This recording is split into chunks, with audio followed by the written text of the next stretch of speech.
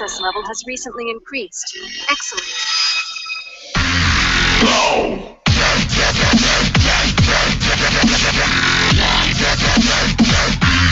Go!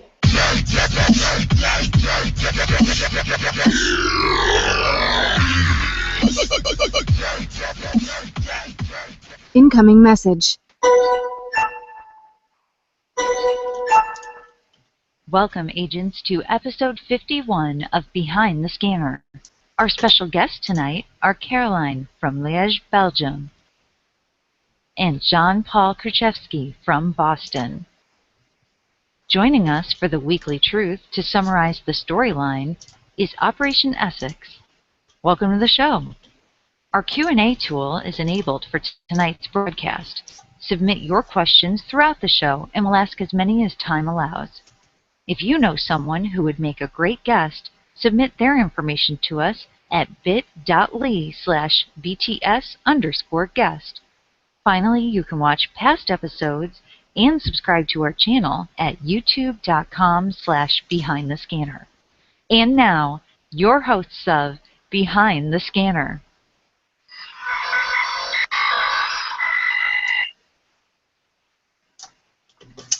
All right, welcome everybody.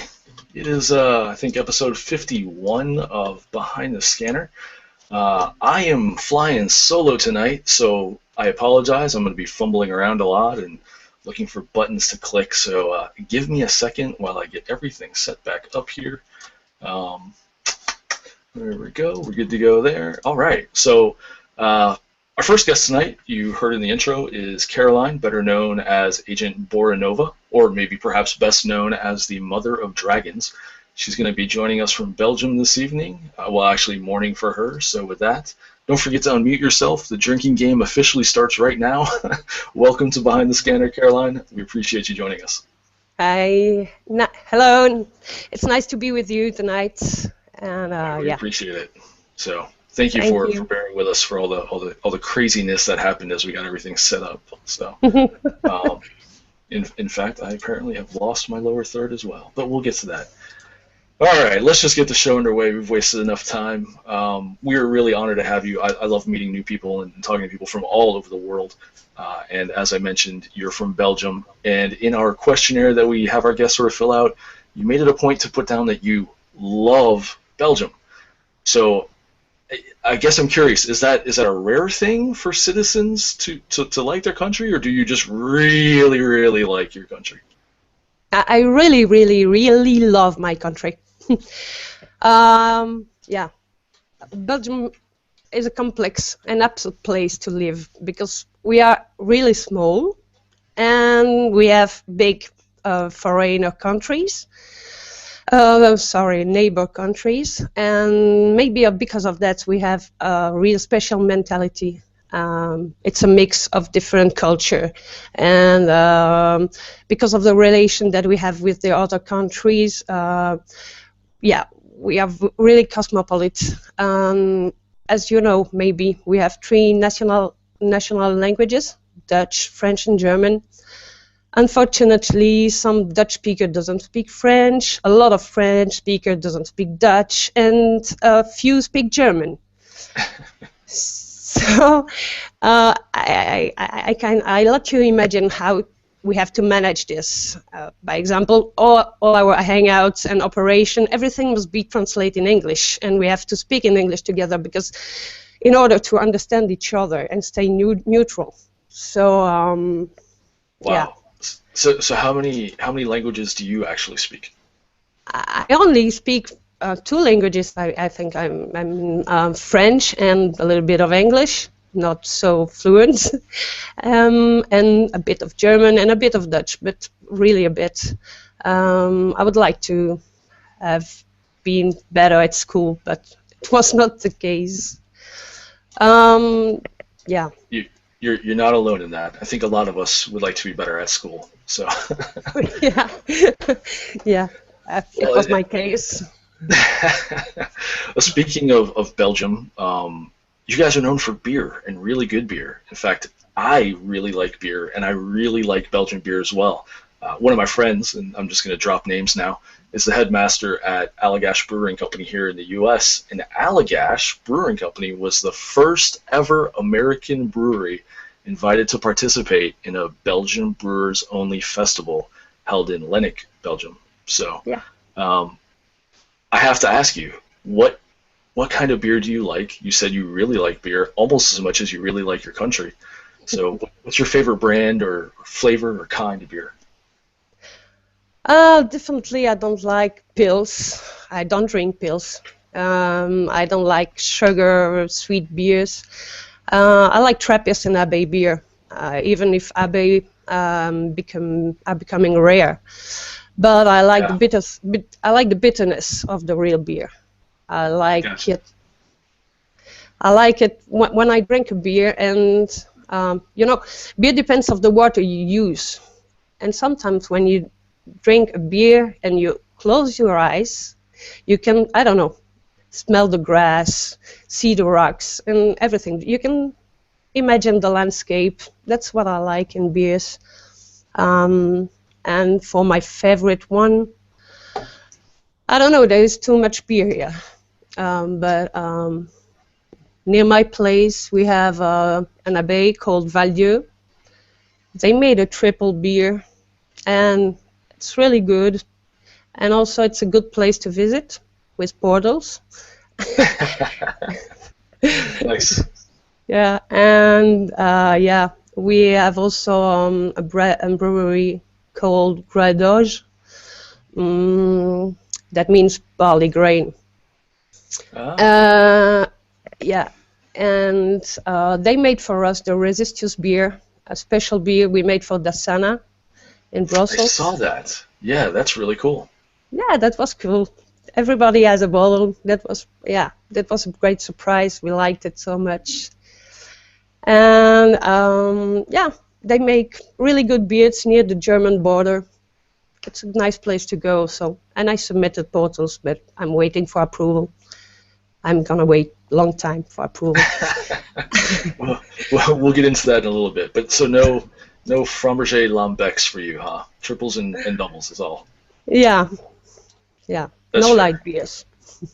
That's fair. I like that. That's good. Well, if I come there, I will definitely have to buy you one at least. Yeah, come and we have a beer.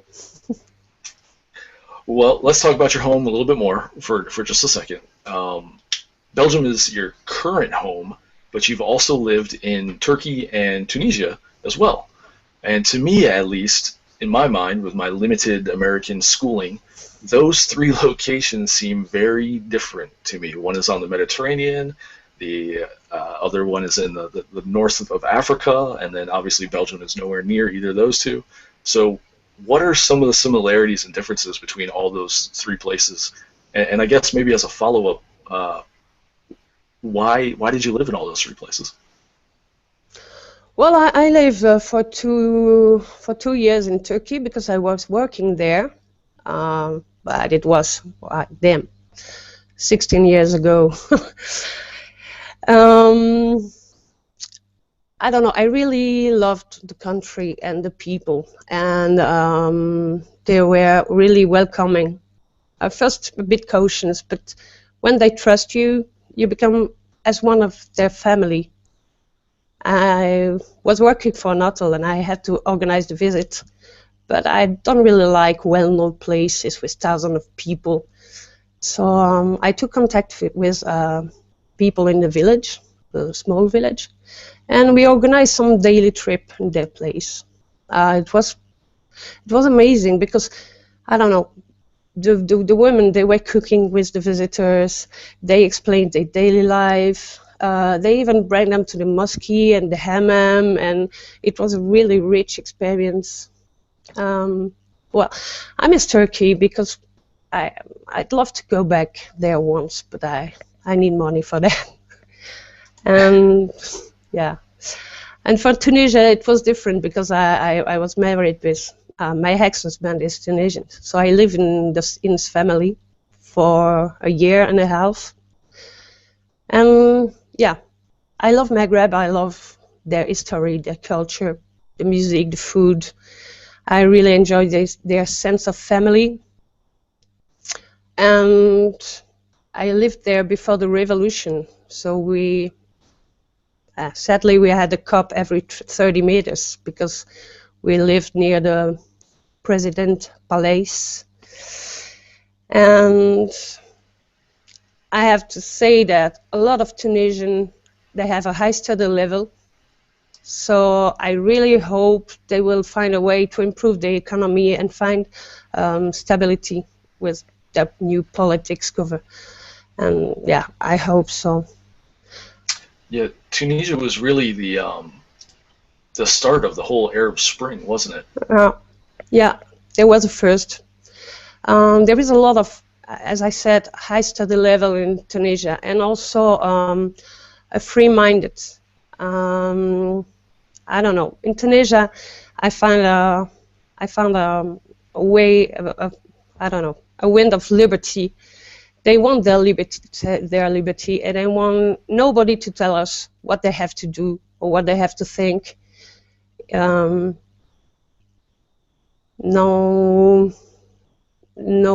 politics from the USA, no politics from Europe, and also no politics from the other Arab countries. They want to follow their way. They are young. It's a young democracy, and they learn every day. But yeah, I trust they're gonna find their way. I really hope so. But I went back to Belgium because I have 3 children, and yeah, we have a better social system, especially for healthcare. Yeah, you have to you have to think about it when you have children. And you have really good doctors in Tunisia, but you have to spend so much money to help yourself. So I went back. That makes sense. You have to think of your family first, and that's something we'll also touch on a little bit, family, because I know family's very strong to you. So is there anything, any particular food or dish or something that you really miss from either Turkey or Tunisia that you can't get in Belgium? Well, I tried to. I learned to cook, so I can make it by myself. That's always good. Yeah, it is. Self-reliance. Yeah, I miss harissa from Tunisia. Oh, interesting. Yeah, spicy, but I like it. Well, if you have more questions for Caroline and you want to ask her, we have our Q&A app enabled. As I fumble around to show you what to do, just simply go to the YouTube. If you're watching via YouTube, just click on the part at the bottom that says Be Part of the Conversation. And from there, just click on the square grid icon in the top, and then the big giant Q&A button that will pop up. And all you have to do is just type @Caroline and ask a question, and we will get to that very, very shortly. So with that, we've brought you here really to talk about Ingress. So let's kind of switch gears and talk about that now. There is a rumor that you have only slept, let's see, I think it was about 4 hours a day during the months leading up to the Unite 8 mission. So a question I have for you is that true? And if so, why did you decide to torture yourself and get such little sleep? Well, I don't know if it's 4 hours, but I slept, I don't know, 4 or 5 hours per night, yeah, during around 2 months. Well, you have to know that Unite 8 started with only IDs. At this time, we had no organization, not so much contact with the other country. We had everything to build. And first I was contacted just to plan U8 for Belgium. And a few days later, Jens asked me, are you interested to do more? And I was like, yeah, why not? And he said, okay, let's coordinate the world. What? And yeah, of course, we made mistakes. We never had to work with so much people, different culture, language, and it was a big challenge. We tried to find the best person in each country. We had to convince them that Unite 8 was not a dream, and that we were able to do that, and that was the hardest work, I think. And early in the morning, we were talking with Asia, Europe during the day, and America at night. That's how I met wonderful person, like, I don't know, Vincent Ramel, Anton, Ruth, Georges, Soliman, Zafir, Gilles, Kevin, so much more. But, well, after 2 months, I was totally exhausted. And I think I lost patience because of that. Zafir saved the project, thanks to him. And, well, UH stays my best souvenir, of course. It was incredible. It was amazing. When all these links and all these fields popped up, we were like, oh my God, we did it. We really did it. I still can't believe it happened. As an enlightened agent, I have to say, obviously I didn't want to see that go up, but I do have to give you props. That was very impressive. It was to see something that big that spanned literally that amount of area and all the coordination that must have gone into it. I think the key was that anybody wanted to fail. Any country wanted to be the country who failed. So okay, let's try it, and it worked. It was amazing, really. Well, kudos to you guys. And then that sort of, I don't want to say that was the first, because there were some really large ops, but that really sort of kicked off the race, I think, between the factions of trying to one-up each other and go bigger and better, and there was Green Marble and a whole bunch of other things after that. So. Yeah, definitely. It made the game more spicy. That's a great way to put it. I like that. More spicy. Yes, absolutely. And you probably had to deal with more languages than you deal in Belgium, so beyond the 4 that you've got. Yeah. Yeah, it was a good experience also for work. I can imagine. Well, talking about, a big mission like that, a lot of people say that the social aspect of the game is why they keep playing. It's something we've heard on BTS a lot, time and time again, from our guests. And as we touched on, family is big to you, and you're associated something called, is it FUA, or the FUA family? So what is that? Who are they? What does that all mean? Yeah, FUA. FUA is a long story. We have time. This is your show. Yeah. As I told you, I'm a big fan of my country, and especially of their sense of humor. In Belgium, we have a very strong resistant community, and we like having fun together, going out, organize parties, a lot of parties with a lot of beer. And we are known as Crazy Belgian. And FUA was born during the preparation of London Anomaly. The Belgians were added to a hangout, and as usual, they were definitely too noisy, trolling and animating the hangouts.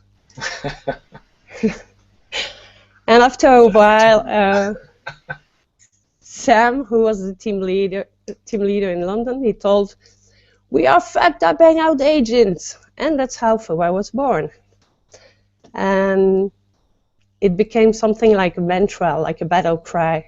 FUA is never be serious until you hear the call of the arms, and then you fight as demons. And after that, a lot of players joined the group from everywhere. On every new anomaly, we met new players. They were looking for people to have fun with, people as crazy as they are, I think. And now it's an international group. They meet in real life. They organize operation. They feel a part of Europe with the Smurf statue in the center of Brussels as anchor. Well, what I liked in FUA was there was no ego fights. There was no leader, no chief. We respected each other. Well, now I took some distance from the group because it took too much time, and I have to focus on my family. And also playing more Ingress. With Belgian management and FUA, I spend most of my time on my computer, and I miss the ground. Sometimes it's good to go back to the bases. And yes, I'm level 12. it's a shame. I have to play. Yeah, I agree with you. It's I missed being on the ground and just blowing things up. I'm not much better. I think I'm only level 13, so don't feel too bad. Great. Well, you mentioned Fua and playing like demons. So let's talk about a nickname of yours. That we mentioned in the beginning of the intro, Mother of Dragons. Where'd you get that? Everybody I know that knows you calls you the Mother of Dragons. How did that come about? Are you just a huge Game of Thrones fan? Nothing about Game of Thrones. I was called like that before Game of Thrones, but yeah, that was a nickname first given by Belgian resistance. I'm not a political person. I can't lie. When something comes into my mind, I have to tell it, just like it is. I was leading Belgium, and I had the chance to organize 2 anomalies in 6 months, but that was hard work. And the fact is that I trust my team, and I ask them to give their best. And sometimes I miss diplomacy. When there is a problem or a conflict, I listen to both parts, but after that I say what I believe is the truth, and sometimes it hurts. But I'm sure that one truth is more efficient than 10 lies. That's why they call me Mother of Dragon. Often they call me BORA Nova fucking diplomacy. That's where that came from. That was something else that we heard. Okay, that makes sense. But as long as you're being true to yourself, that's all that matters. There's a time and place for diplomacy, and if you don't need it, you don't need it, and you get results. So it works for you. Yeah, it works for me. Mother of Dragons. That's what I am, definitely. As long as it has nothing to do with your kids, or maybe somebody mentioned somebody's breath or something like that, it just means that it's the BORA Nova diplomacy. Okay, that makes sense. Yeah.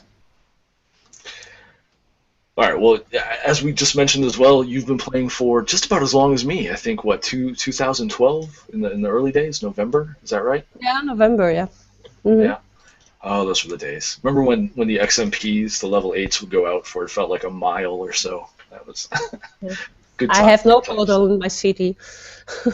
No portals? Wow.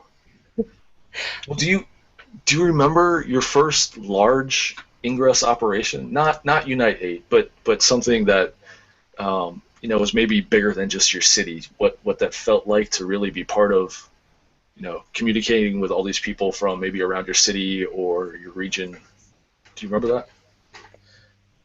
Yeah, well, of course, my first operation was Unite 8, the big one. I don't know. I just remember the day we built the first level 8 farm in Belgium. It was like, wow, incredible! Wow, we have a farm, yeah! Let's go to a farm, and and the first local fields, and I don't know. It was like we had to find agents to play with us, so we went to the city with papers to put on the walls and to recruit. We made stickers. That was an amazing time. There was no medals, no AP, no level, the only goal was to be 8 and to play together. I mean, it was a good time. It was not so selfish as now. Yeah, it's. I don't know if I want to use the word selfish. That's maybe the BORA Nova diplomacy, but there's definitely a bit. It's a different time. You're right. The goal back then was to get together, make as many high-level portals as you can, and just go out and meet people. And the social aspect was even more important back then because you had less portals, less people playing. You really had to coordinate. Level 8s did not organically just pop up along roads. You really had to try to get people together. You have to fight for your level.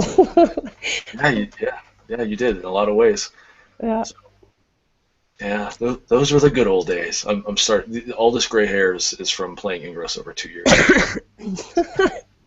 It is great also. But by the way, I'm not a real technical person. I don't have so much technical skills. I have more project management skills. So I love human contact and working under pressure with my team, and that's what I like to do. My partner is a real technical guy, so when I need technical advice, I ask him. And now I have to make a private joke for Lucy, math rules. And Ingress improved these abilities. I became more efficient even at work, and also from more self-confidence. Yeah, so no really big up and no technical words for me, only social aspect and management. That's what I love, and that's what I like in Ingress. It is really interesting, the different things that Ingress can teach you. You can go down the technical route if you want to, and create plugins and do all that. But if you choose to go down the route like you and some of us early players did, you learn how to herd cats and motivate people and adjudicate things, and it's a different side of it. Or you can be the person that creates events and manage that stuff and get farms together. And so there's a lot of aspects to it that you don't read that in the description on the Play Store or I guess whatever Apple has, their Apple iTunes store. So it's pretty cool. Yeah, you have to discover this and try the way you want to play. Yeah. And find it. Sorry. Yeah, that should definitely be one of the taglines. The world around you is not as it seems, and find yourself playing Ingress. I like that. Exactly. Well, so of all the places that you've played, has there been something that's been really interesting, like a city, a park, a memorial, something like that maybe you didn't notice before playing Ingress and just kind of walked past it? Well, I didn't travel a lot for Ingress because it costs a lot of money, and as I said, with my children, it's not so easy. So I play during our holidays. I don't know. A funny fact is that I had my Black Guardian medal by keeping a portal far on the French countryside, and I still don't know if that's because my frogs didn't found anyone to put it down, or if it was because they felt sorry for me. I don't know. But all I can say about places is that my favorite place is where I play. I really love Krakow. During the Krakow anomaly, I felt in love for the city and for the people. That was my best anomaly so far. They were so friendly, and the city is wonderful, amazing. I have no words. I really felt in love with this place. Krakow is my best souvenir. That's fair. That's cool. We'll gladly accept that.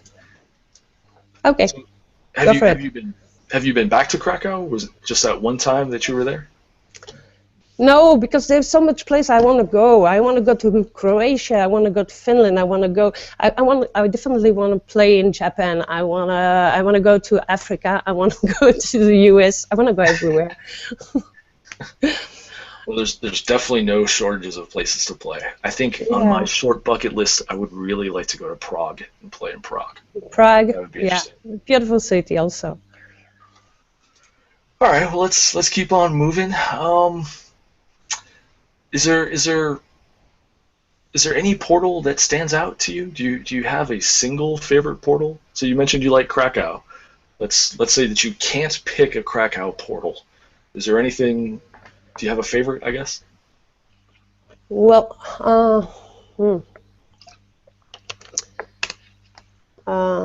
it's not really a favorite by meaning it's a fun portal or something, but in Krakow we visit the Schindler factory. Oh yeah, sure. And this portal, I was really, I don't know, I felt really sad when I visited this place, and I kept the key. I still have the key, and it's important for me. That's very cool. I can only imagine how moving it is to go to places like that. And one of the neat things about Ingress is that you've got a memento that you took from there that you will have with you. That you can look at that and sort of remember all those memories. Yeah, I was feeling something like ashamed to play in this place, but yeah, we did it because we were there to play. Well, I have no idea how to transition from that to the viewer questions. I'm sorry. It's okay. No, that's a good answer. I kept a portal named Trollolo in Prague. That's a good transition. There you go. Maybe the ashamed aspect. So let's see. Will you be ashamed to answer some of the viewer questions that people have submitted for you? No, it's okay. Okay. So we have a question from Werner Brockhoven. I don't know if you know him or not. Hi. He would like to know, is there anything that you don't like in Ingress? You don't want to know. Keep it short. How about keep it to about 2 or 3 minutes? What don't you like about Ingress? If you could make it better, if you were king for the day or queen for the day, what would you do? What would you change? Okay. Things I don't like. I don't like medals. Yeah, as I said, the people became selfish and they play for themselves. They don't let young player make AP. I don't know. It's the game became more selfish. What I don't like, Niantic sometimes with Calvin balls, and they don't listen to us. But I mean, that's a game. That's only a game, and they are a team. They do what they can do with economic pressure. And I don't know. I'm not Niantic worker, but we have to respect them. I don't like also when I read too much aggressive sentence about Niantic and the people who work there, because sometimes it hurts. What I don't like. Well, how would you? Do you think you can fix some of those things? So obviously you can't stop people from posting their feelings on a social G+, but what about some of the aggressive things that happen in comms? Do you have any ideas or ways to maybe try to help solve those or mitigate a lot of that stuff? I have no idea, because for all the games I played, it was also the same problem everywhere. In every game, they insult the the admin and the developer and the programmer, and well, I don't know. Maybe I don't know. Really, I don't know. That's okay. Yeah. Trust me, these are questions that I'm spontaneously giving you, so you don't have to have an answer right now. It's all good. With medals, I think one of the reasons why they were created was to maybe try to help people who play in different ways. We kind of talked about that, people who just like to field or capture or blow up or whatever. I think there was a little bit of the people try to, it's a badge, essentially, and badges are made to show off. But how would you try to motivate people who just want to play a certain way without maybe the game getting stale to them? Do you have any thoughts on maybe that? I thought 1,000 times about it, but I think we should give more. Well, I forget English now. We have to encourage the people who are working together, and not the people who are working alone. Maybe we have to create something like First Saturday, but not for AP, for something built together.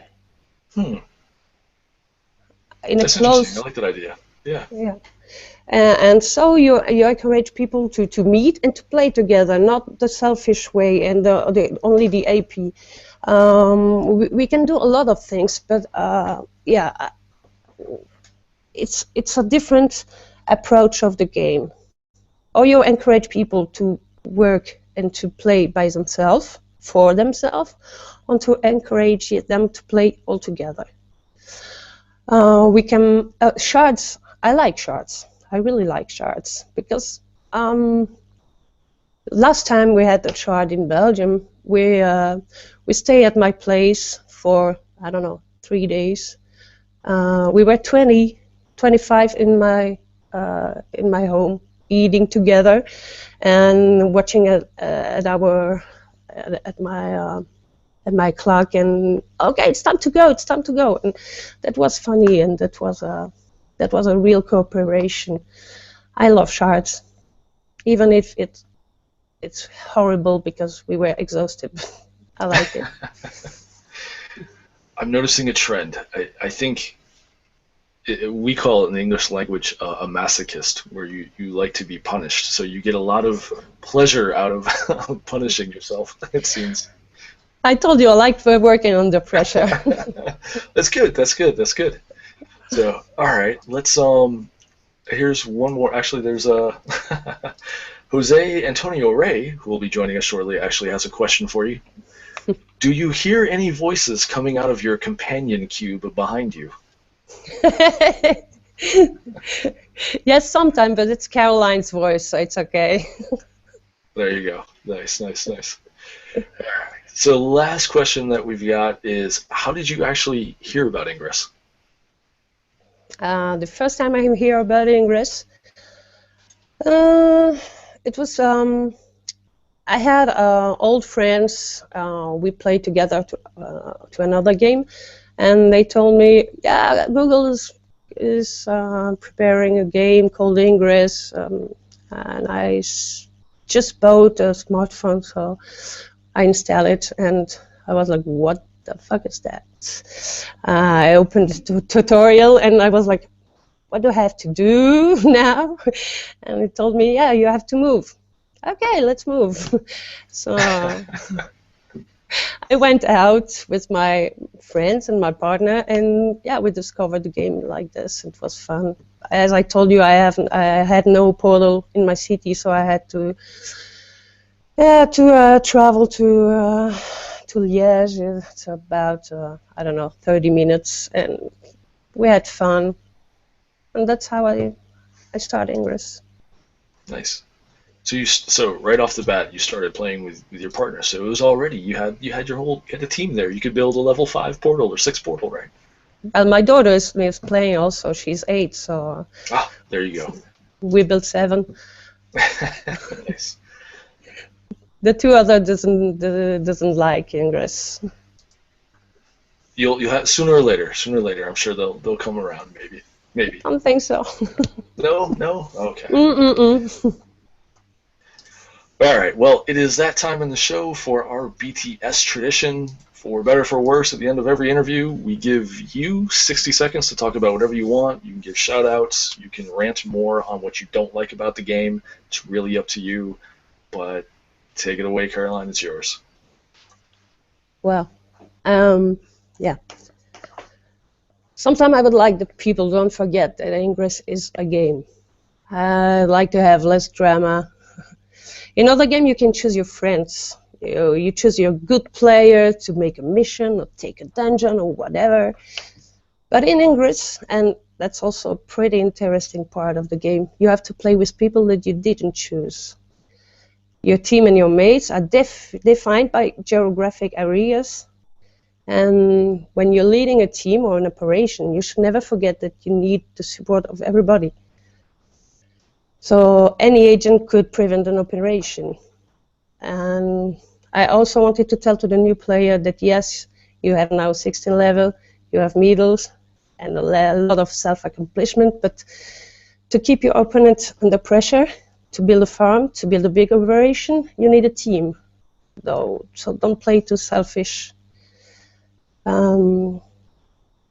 I'd also take the opportunity to thank the Belgian Resistance because they are my best team ever. My partner and family because they are very, very patient. And yeah, it's thanks time. And also, and also Florin, Vicky, Gilles, Vincent, Vien for their support during hard times. I love them really, and I really hope to meet 1,000 new agents during Anomalies. And don't forget, having fun, speak to each other, respect each other, and fight as hell. Yeah, that's Ingress. Well said. All right. Well, thank you for coming on the show. We really appreciate it. Thank you for staying up late Thank or you. getting up early. Like I said, you were one of those people that a lot of people nominated, and so it's a pleasure to finally meet you in the flesh and talk to you. And hopefully I'll come over to Belgium soon, and we'll have that beer. So. Yeah, come on. Thank you. It was great. You're welcome.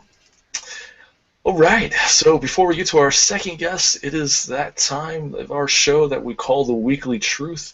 Everyone, please welcome back from Operation Essex, our very own investigator, Jose Antonio Rey. Jose, don't forget to unmute yourself. There you go. Hello, everyone. The floor is yours, sir. I'm very glad to be back again. I'm sorry for not being here last week. It was a messy week. My connection was awful. Anyways, I'm here again to share with you what's been going on the Niantic project storyline. Before that, I want to clarify, I fell in love with that companion cube. Now let's get it started. The first thing that has impacted all of us during the last 2 weeks were the Lightman shards. Stein Lightman has sharded and has become a sharded entity. He's now in a portal network and traveling around the world. 41 pieces of Stein Lightman are traveling around portals, and they need to reach the destinations. Just as it happened with Deborah Bogdanovich, it's now happening with Stein Lightman. We are going to see some kind of connection soon. We don't understand what may be going on. Several of the Niantic project members are disappeared. They have disappeared. We don't know where they are, and we hope they're not sharded or in the portal network. We are trying to get them back because, as Clue said a couple of months ago, and I'm still repeating this, the Niantic project members were so busy doing their investigation that they didn't realize they were the investigation. Now, we have seen a pretty interesting video the last week. It was a video that H. Richard Loeb or P.H. Paul posted on Google+. It's the process of separating Ada and Clue, and apparently Ada and Clue are now different entities. There's no AI human merge now, and they're just both different persons, different people. They are not thinking together anymore. We don't know how Clue was doing because in the video we see that Clue is suffering a little bit. Richard showed Clue the glyph sequence that Ada showed him, but in reverse, to try and unlock her from Ada, and apparently it worked. We haven't heard much from Clue or from Richard since that video was posted. However, I expect Clue to be okay, and I know that Clue is okay because P.H. Paul had some interesting data about Ada that he wouldn't, well, Ada wouldn't want it revealed to the world. On the other hand, we have seen that Stein Lightman, as being part of the portal network, he has started dropping some media around. And investigators all around the world have collected this media and found the message that Stein Lightman has dropped to us. You can find that message on the Niantic project page on Google+. You're going to find some more interesting data over there, so make sure to follow that page to stay up tuned with the storyline events. And finally, Hank Johnson has been doing some research about the dead people from the Niantic project, people that have been dead before the Choain event occurred. He has been investigating 3 people from well, they were dead before the Niantic project members disappeared with the Choain Stone ritual. So we don't know where they are, what can they be doing, if they're in the portal network, if they have survived their deaths, or if they may be hiding, if they faked their deaths. We don't know. Uh, However, Hank Johnson is now headed to Persepolis in order to find an ancient ruin. Apparently, Jahan has already entered this ancient ruin. Uh, there has been some scouting, some air scouting over these ruins to try and find what's inside, or if there may be something XM related or dark XM related.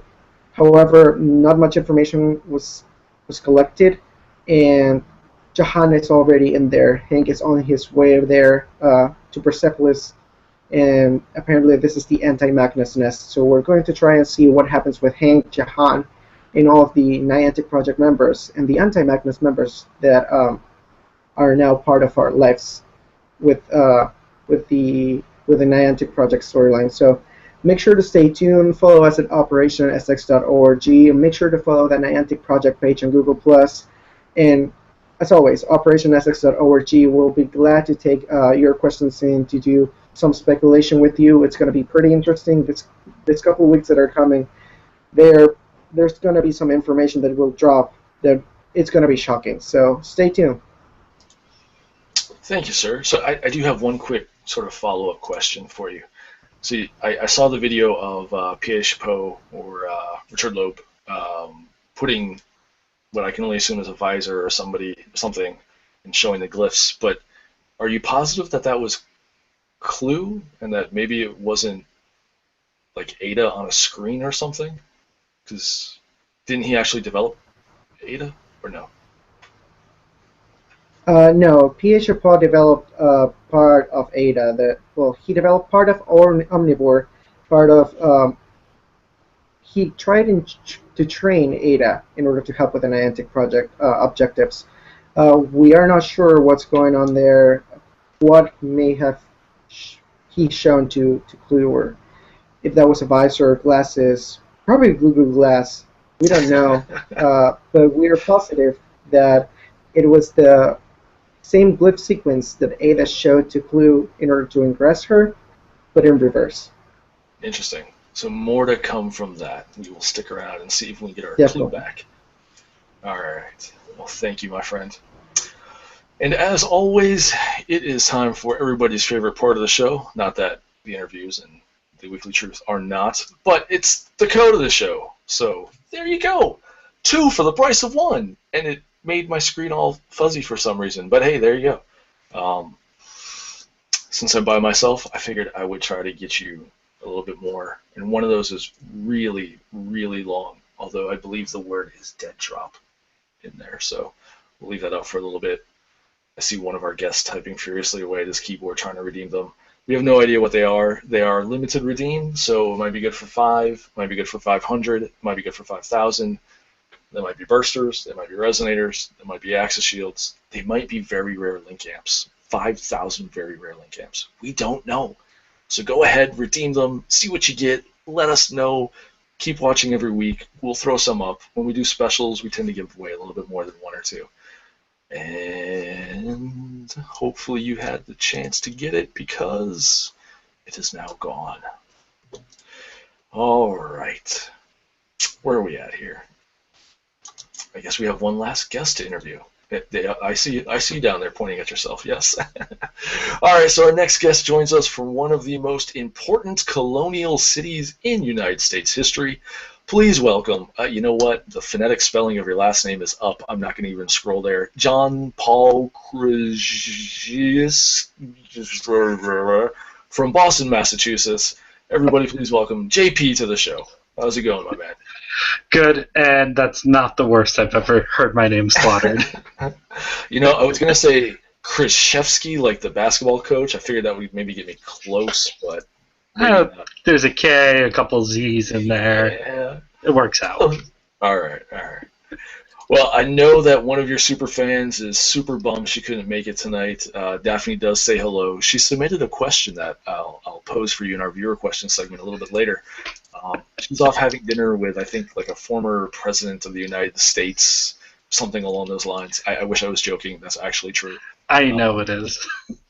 her priorities, I think, are a little bit reversed. We're more important. We're the friends. We're the family. But whatever. Go hobnob with the presidents. That's okay. So, let's get down to business, shall we? You told us that you've run 2 marathons in your life, but one of them was incidental. How the hell does somebody run an incidental marathon? Somebody chasing you? Was it a zombie attack? What's going on? So I had run 1 marathon, and I was like, what now? I mean, it's like I could get faster, or I could run further. So I set my eyes on a 50-mile race, and like you're looking at like 50 miles, but I only ended up doing about half of it, so a marathon. But Philly in July is not a pleasant place to run 50 miles. No, I can imagine the heat and everything there probably would be a little bit much, huh? Yeah, just a little bit. Yeah. All right. Well, let's move from talking about something that you enjoy to something a little bit somber and something else that you love, and that is, I guess I'll just sum it up with one word only, and I'll leave it up to you to expand upon it for all the viewers out there. The word is burrito. It's pretty much the best Ingress food out there. You can always find somewhere to get one. They're cheap. Burrito places are open to like stupid hours. So after you go, exploring for like 12 hours, it's like, well, what can I get? And it's usually McDonald's or some like little taco shack that's probably in not such a great area, but it has fantastic food. And there's like an infinite variety of them.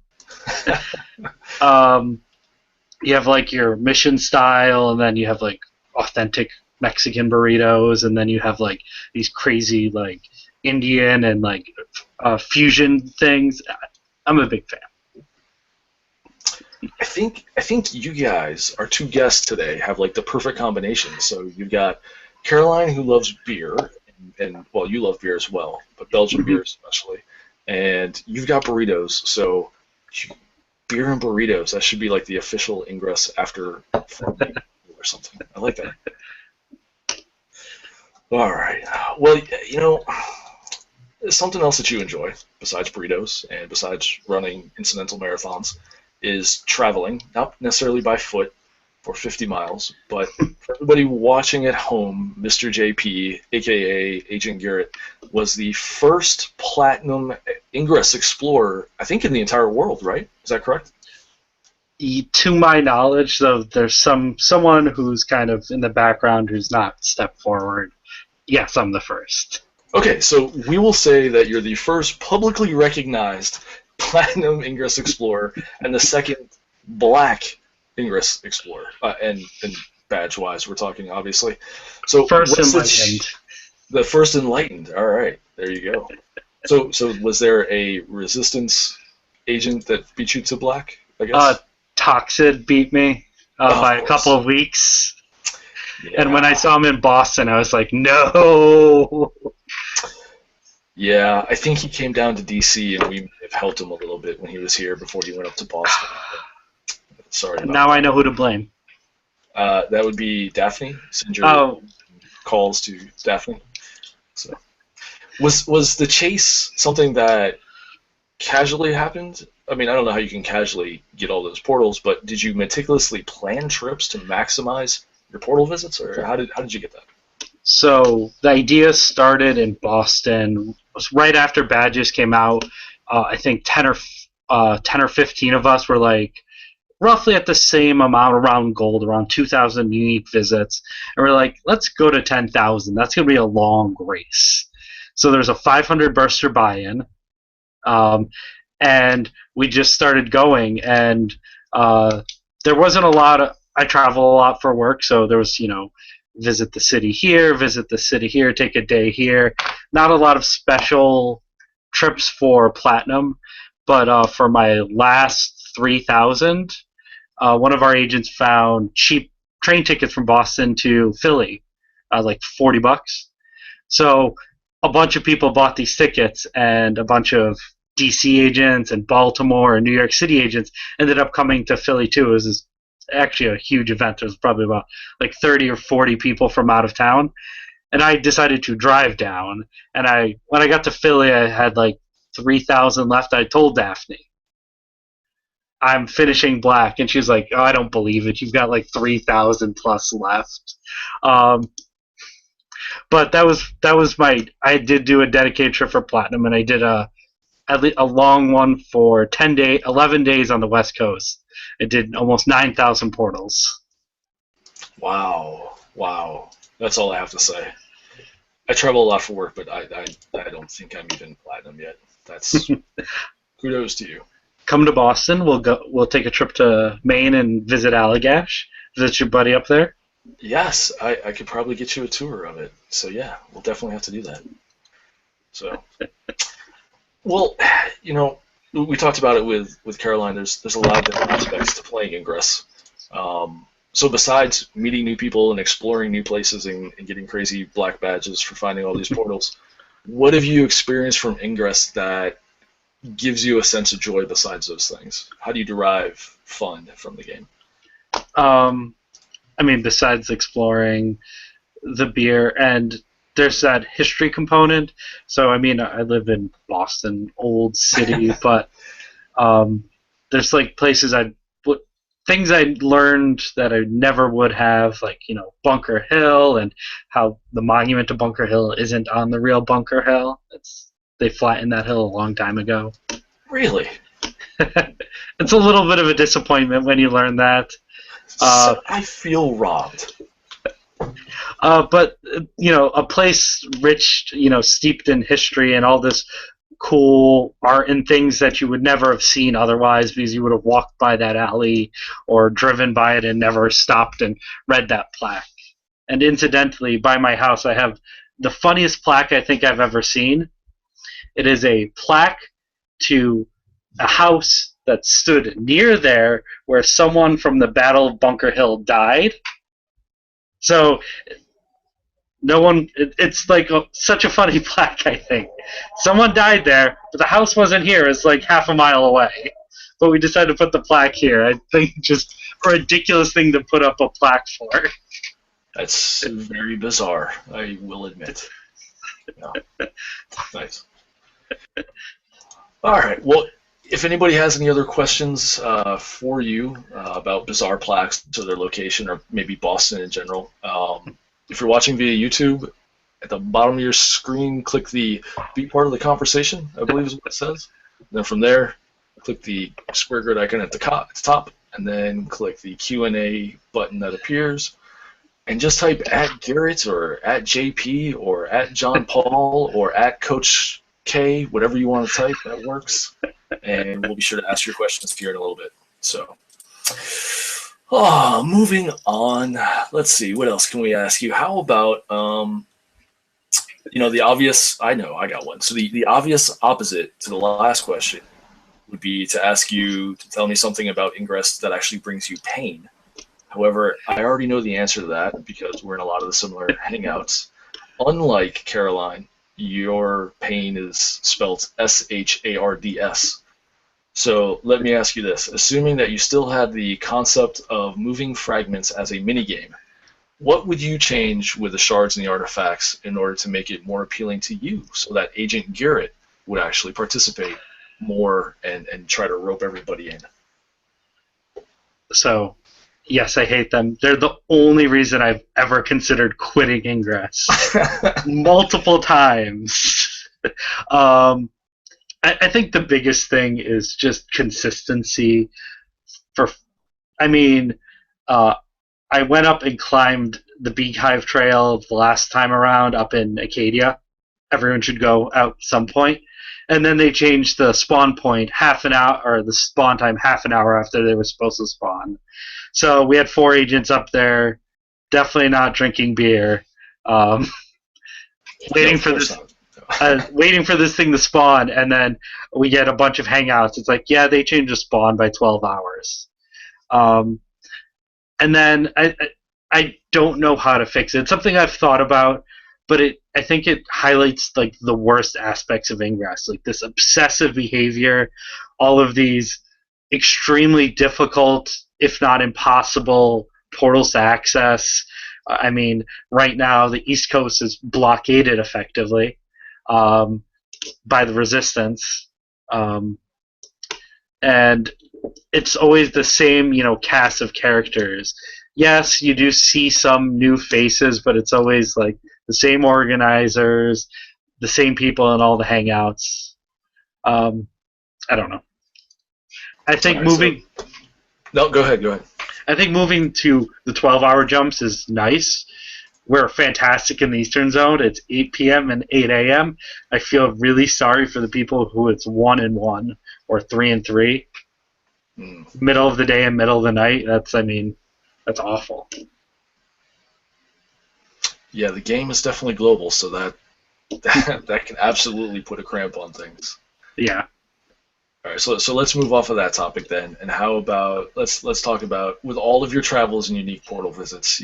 I gotta ask, how many times have you been walking around trying to hack something, looking down at your phone like this, and either walked into something or stepped in on something? Let's see. I've run into one thing only once. I've almost broken my ankle more times than I can count, and I kind of backed onto a cliff precariously one time, looking down at my scanner, kind of doing one of these. It's like, I need to go a little bit further back.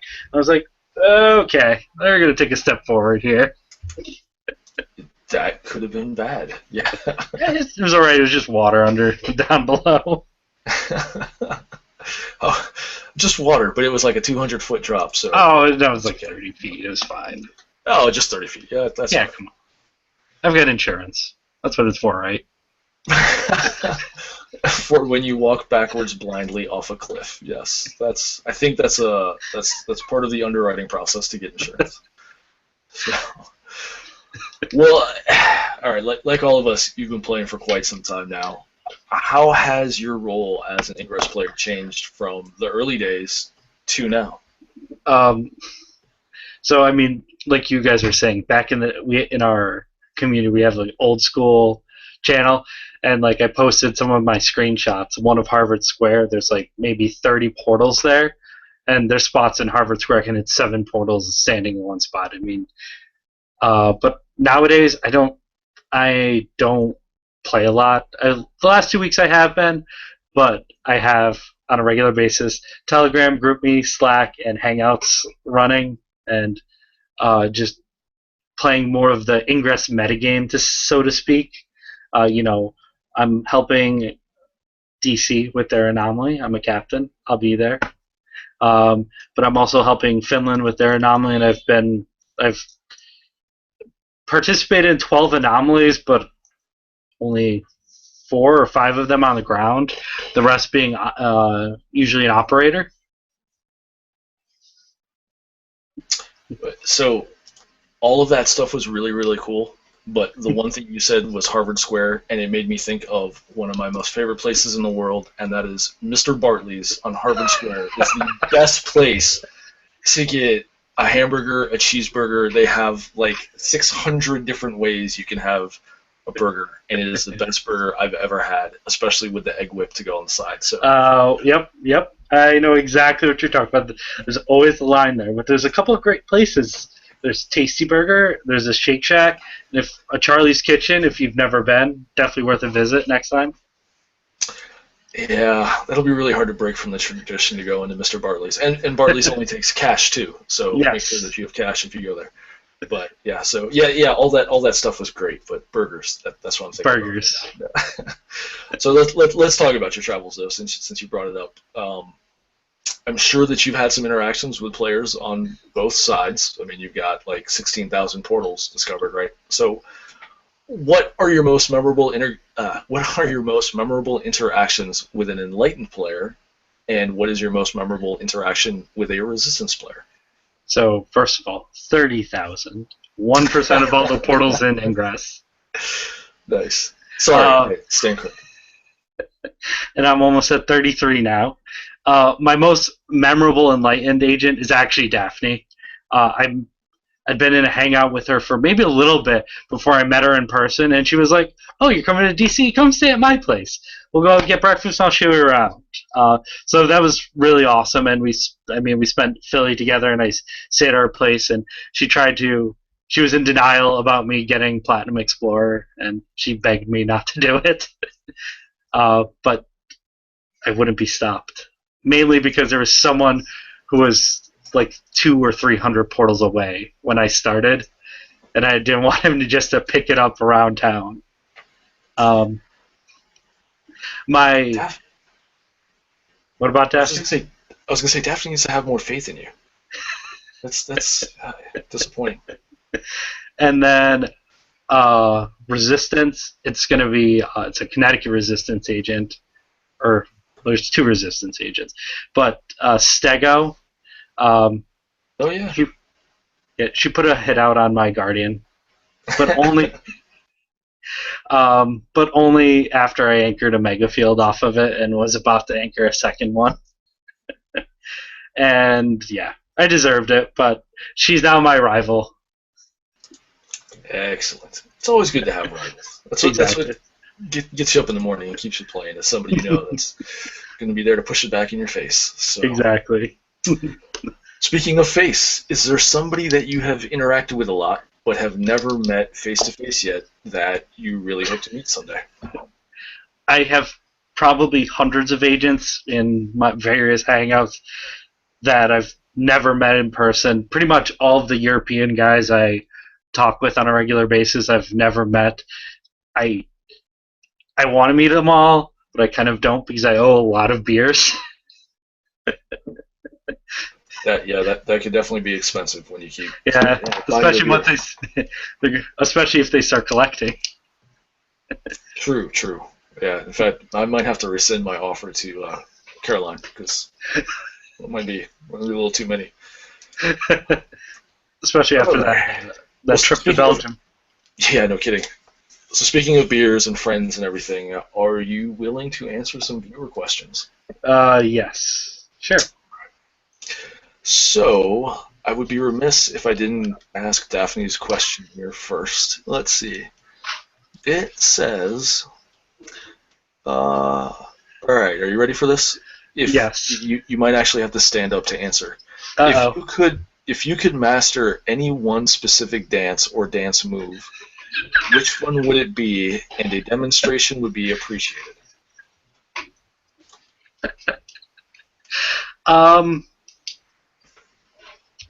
I don't know. That's man. You come on. You can't say you don't know. Pick the hokey pokey and do the hokey pokey. It's that simple. The Macarena. Wait. I don't remember. I don't know how to do electric slide. It's okay. It's okay. It's all right. It's all right. I thought I lost my microphone there. All right, so let's move on then from making us both date ourselves, because the electric slide, man.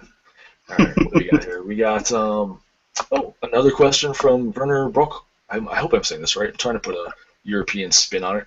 Brockhoven wants to know, do you think the Portal network has grown too large to support big fielding operations in the future? Oh, good question. So I have a saying, I don't get out of bed unless I'm fielding 1,000 moms, but it's gotten infinitely more complex. My first big field was Cassandra, New York. I was responsible from the entire Connecticut segment, about 40 miles overland, and I ended up being able to do that quite easily by myself. Me and the guy, my co-pilot there, you couldn't do that today. We estimate you need one agent every 10 kilometers of a big, dense field. So, I mean, Unite 8, Unite 16, Green Marble, you have hundreds of teams out there, and it's really hard. I mean, everyone's made those compromises between, well, I can throw a more durable field, but it goes right through a farm or right through a highly linked cluster or through someone's desk. Let me readjust to something slightly less durable. So flip cards are fantastic. Yeah, that definitely helped make those large portals large fields definitely more achievable. It's without some of those, I don't know how you clear. Well, let me ask you the same question that I asked Caroline, and it's a selfish question that I asked. How did you first hear about Ingress and get into it? So my roommate actually got started. I don't know how he got started, but he told me about this game. He downloaded, installed, and he got to like level 2, but he stopped playing. I requested an invite and kind of was waiting, and I finally got one, and I got kind of hooked. At the time, I was dating a girl up in Maine, and when I'd go visit her, she'd have to, work part of the weekend. So I'd walk around Portland, or walk around the area, field, and fire my pitiful X3s at these like level 6 and 7 portals, and just sit there for 20 minutes. Like you remember the old days of like firing X4s at a portal. Yeah. And he's still level 2, but I'm level 16. Yay! It's wow. That's all I gotta say is wow. I think I'm level 13 still. So someday I'll get my driver's license, but not anytime soon. So so your friend doesn't play anymore. Yes. But if you had only 60 seconds, or you saw somebody in the elevator and they saw your app open for whatever reason, what is your elevator speech to convince somebody to install the game and check it out? It's funny, I was talking about this, and I'm not a good recruiter. I can't sell Ingress. I call it's real life capture the flag. It's real life capture the flag. You go out in the real world, you visit places on your phone, and you battle the enemy, so to speak.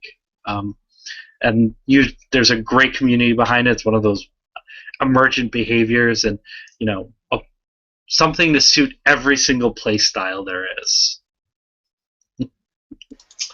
Yeah, I think that's pretty accurate. That's good enough.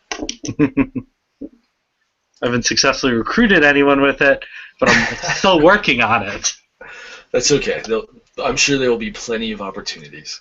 You just have to walk into random elevators and just say, "Hey, have you heard about this?" Exactly. Well, I need a tablet so I can... Yeah. Just show them. Just carry like a 50-inch TV with you, flat screen, and wirelessly connect to that. All right. So on a serious note, though, we asked Caroline the same question as well. Actually, she brought it up. Have you found out something about yourself through playing Ingress that you didn't know before? Are you better at herding cats or better at reading maps or something like that now?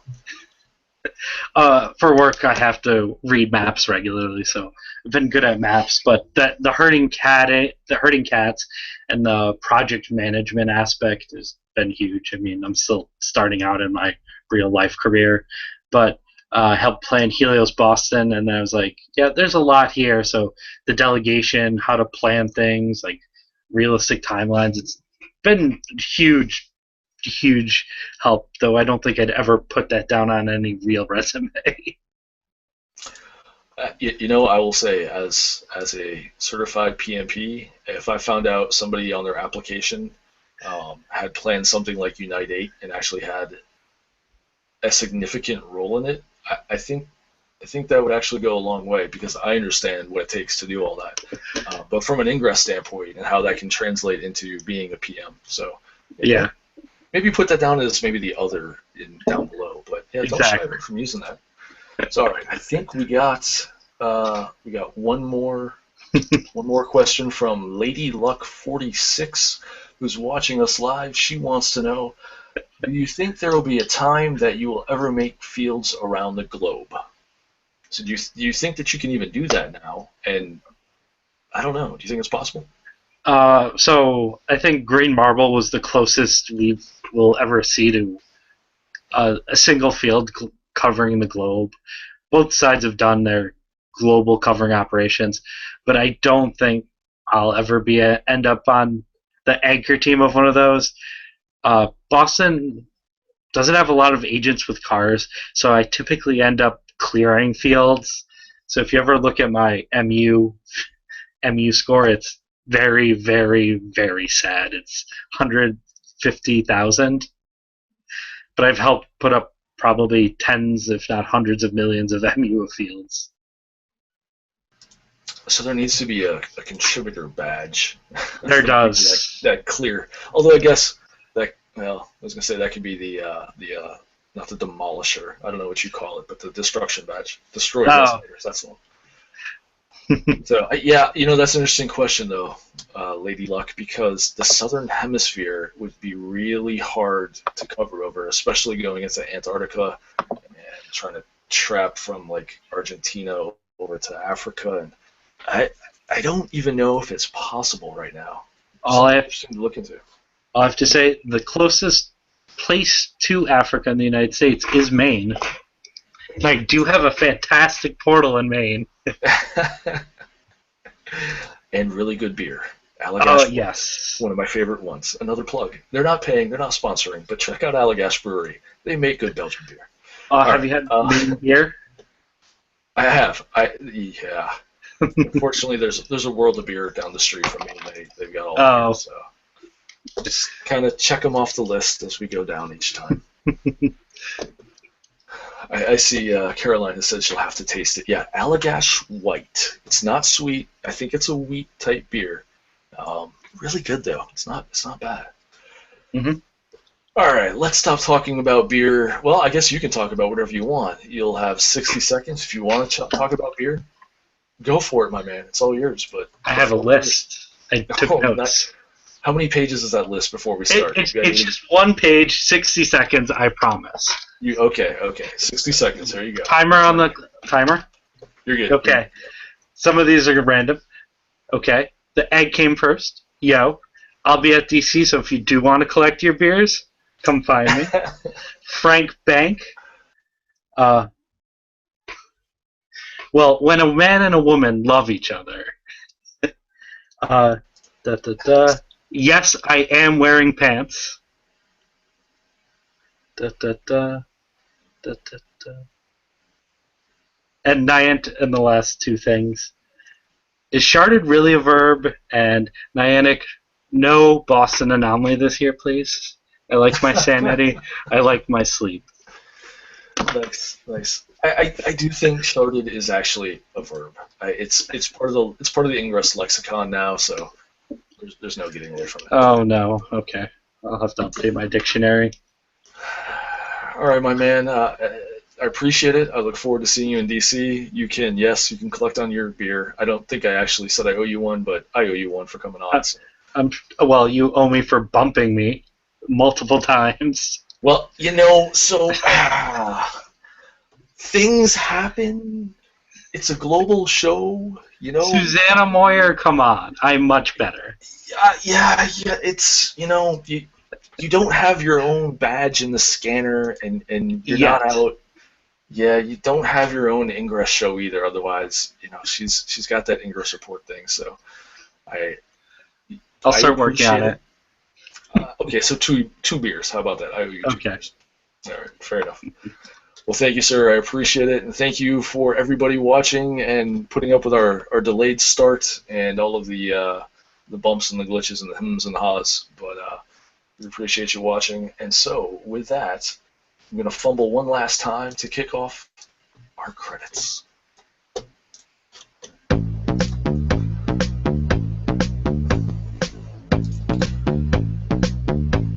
Speaking of old school, this is the old school music that we used to have on the show a long time ago before you upgraded.